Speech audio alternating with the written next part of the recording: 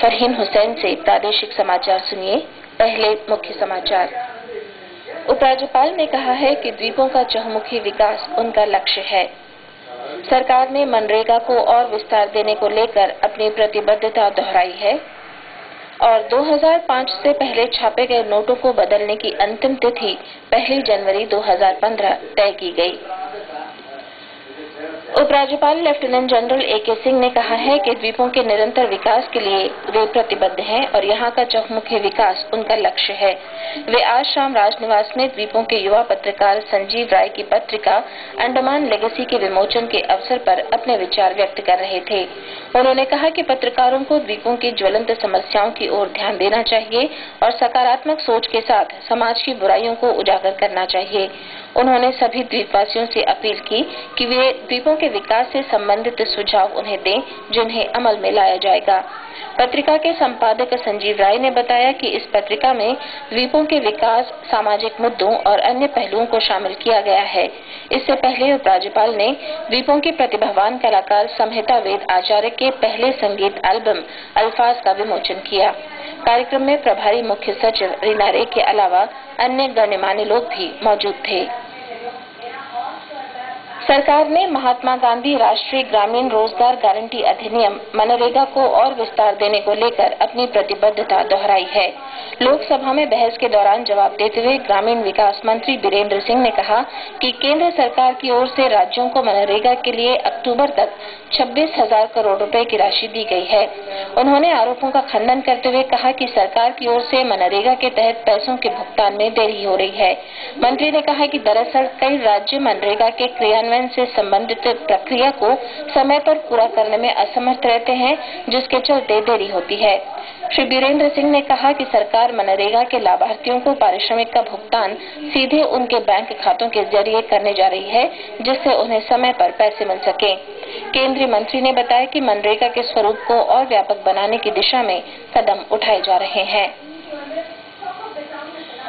बिजली उपभोक्ता शिकायत निवारण मंच ने हाल ही में डॉक्टर एस राधाकृष्णन जिला शिक्षा व प्रशिक्षण संस्थान में जागरूकता कार्यक्रम का आयोजन किया।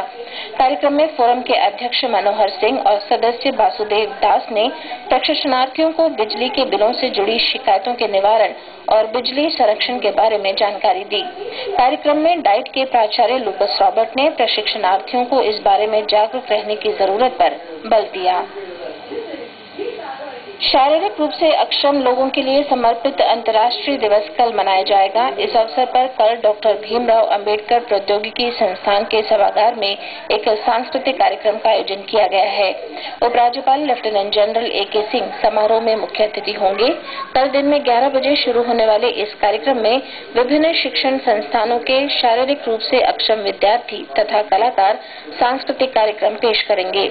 समारोह में हाल ही में आयोजित विभिन्न प्रतियोगिताओं के विजेताओं को पुरस्कार भी दिए जाएंगे। कार्यक्रम का आयोजन समाज कल्याण निदेशालय की ओर से किया जा रहा है। प्रदेश कांग्रेस पार्टी अध्यक्ष कुलदीप राय शर्मा और वार्ड संख्या 7 के नगरपालिका पार्षद महेंद्र प्रसाद ने डेयरी फार्म निवासी श्री हनीफ बख्श के निधन पर शोक प्रकट किया है। 58 वर्षीय श्री बख्श का आज सुबह उनके निवास पर देहांत हो गया। वर्ष 2005 से पहले छापे गए 500, 1000 और विभिन्न राशियों के नोट बदलने के लिए सिर्फ 11 दिन बाकी हैं। 2005 से पहले के नोट बदलने की अंतिम तारीख 1 जनवरी 2015 है। 2005 से पहले के नोट इस्तेमाल से हटाने के अभियान की शुरुआत से अब तक रिजर्व बैंक 52,855 करोड़ रुपए के 144 करोड़ नोट नष्ट कर चुका है। 2005 के बाद छपे नोटों में नकली नोटों की समस्या से निपटने के लिए अतिरिक्त सुरक्षा व्यवस्थाएं की गई हैं। वर्ष 2005 से पहले जारी किए गए करेंसी नोटों पर पीछे की ओर छपाई का वर्ष नहीं दिया गया है। 2005 के बाद जारी नोटों में छपाई का वर्ष पीछे की ओर नीचे की तरफ दिखाई देता है। रिजर्व बैंक ऑफ इंडिया ने बैंकों को कहा है कि काउंटर पर या एटीएम से 2005 से पहले की श्रृंखला के नोट जारी न किए जाएं। और इसके साथ ही प्रादेशिक समाचार का ये बुलेटिन समाप्त हुआ। नमस्कार।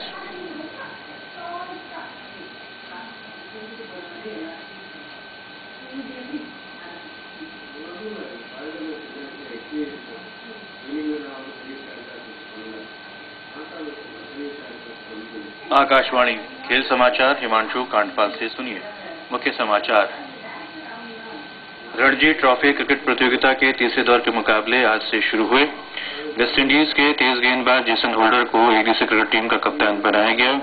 एथलेटिको डी कोलकाता ने पहली इंडियन सुपर लीग फुटबॉल का खिताब जीता और भारत ने 5वीं कबड्डी विश्व कप में पुरुष और महिला दोनों वर्गों में खिताबी जीत दर्ज की।